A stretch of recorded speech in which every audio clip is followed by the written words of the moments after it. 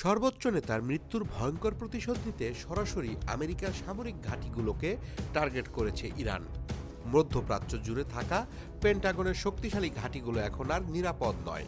ইসরায়েলের পাশাপাশি এবার সংযুক্ত আরব আমিরাত ও কুয়েতে অবস্থিত মার্কিন ঘাঁটিগুলোতে ভয়াবহ মিসাইল ও ড্রোন ছুড়েছে তেহরান।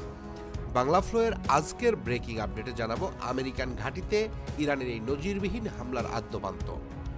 আন্তর্জাতিক সংবাদ মাধ্যমের লেটেস্ট খবর অনুযায়ী শনিবারের এই হামলায় সংযুক্ত আরব আমিরাতের আল মিনহাদ ঘাঁটি এবং কুয়েতের একটি মার্কিন ঘাঁটিকে সরাসরি নিশানা করা হয়েছে।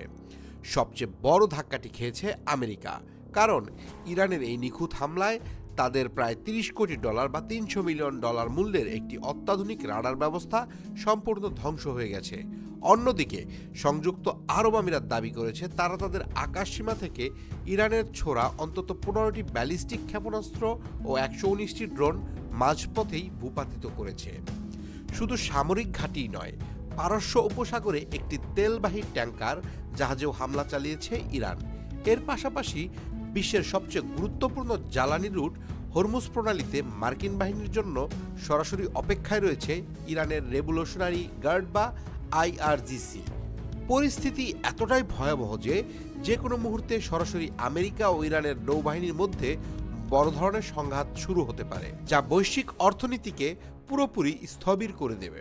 আমেরিকার এত শক্তিশালী প্রতিরক্ষা ব্যবস্থা থাকার পরও তাদের $30 কোটি রাডার ধ্বংস এবং এই সরাসরি হামলা কি মধ্যপ্রাচ্যে মার্কিন আধিপত্যের পতন ডেকে আনবে? আপনার কি মনে হয়? কমেন্ট করে জানান। প্রতি মুহূর্তের আন্তর্জাতিক ব্রেকিং নিউজের জন্য সাবস্ক্রাইব করে বাংলা ফ্লোয়ের সাথেই থাকুন।